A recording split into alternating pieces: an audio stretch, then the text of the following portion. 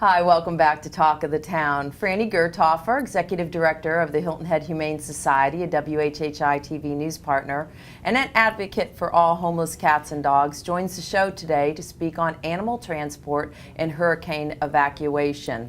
Franny, thank you for joining us. You're welcome. And thank you for my present. Yes. This is beautiful. They're new this year. We actually had them for the dog walk, and they were very popular, so the canvas bags with our logo on it. Well, this is going to be my new swim bag. Well, I know. I'm swimming now, and exactly. I love it. It'll be perfect for that. It's perfect. Yes. It's perfect. Well, let's talk a little bit about, well, first of all, we have Mima. Mima, helping out our friends at Jasper County Rescue Mission, so we pulled her from there. She's adorable. Adorable. And I asked you how old she was. You said 8 years old, and she's very active. 8 with a lot of spunk. Yes. Gets along with cats and dogs, very, very friendly, just wants to be with you. Yeah, she's Rode sweet. okay in the car, wants to drive, so probably should have put her in a crate. Next time. Yeah, next time.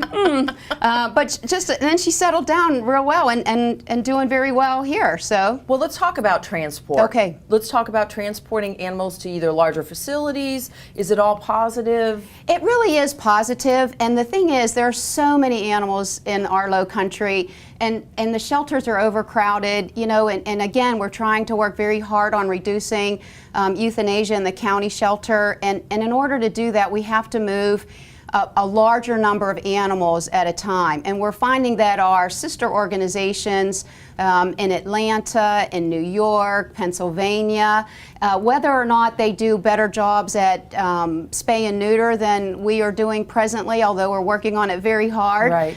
They can move a lot of animals a whole lot quicker. Okay. And of course, it's bigger metropolitan areas, so there are more people looking.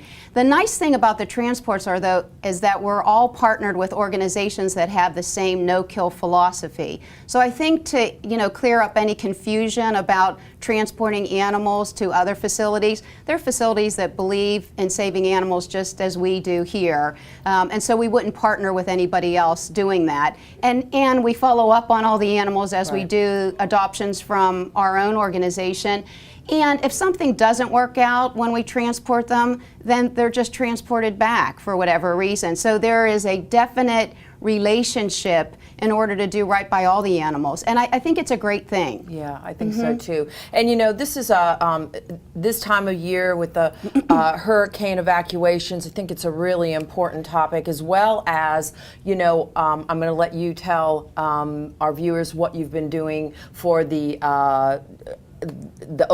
victims of the Oklahoma tornadoes, right. which was absolutely horrendous. Horrendous and devastating. Yes. But it does bring into the reality of the situation that a disaster like that could happen here. Right. So the more animals we're able to transport now during hurricane evacuation season, the better for all the animals, so that they're safe. You know, if we did have to evacuate again, some of these sister organizations we're partnered with will bring their trailers in and transport animals, 100 at a time, which will be very good for our shelter and for the county shelter as well.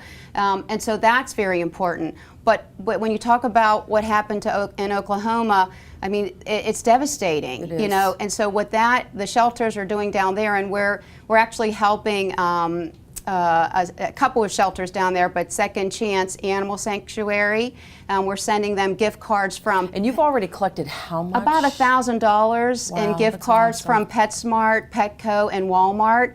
And so we'll send that down there. And then we want to take the month of June to really encourage people to stop by the shelter and drop off those gift cards in any denomination, because it all helps. Right. And then we'll send those gift cards to the sanctuary, and then what they'll do is use it for the animals that are in the shelter now that have been displaced because of the tornado, and then people who come to either reclaim their animals or help adopt some of these animals, then they'll assist them with the products that they need too, since it's basically a total loss for many people there. Right. So anything that we can do, we really want to try to do that. And there are businesses on the island and in Bluffton, as they usually do, that are taking off so much amount of money off of their services if gift cards are given for the Oklahoma shelters. So I mean, it's just a wonderful, again, Right. community effort where people are being very generous. Right. And I think that, you know, if we take the month of June and really concentrate on sending as much as we can to these shelters,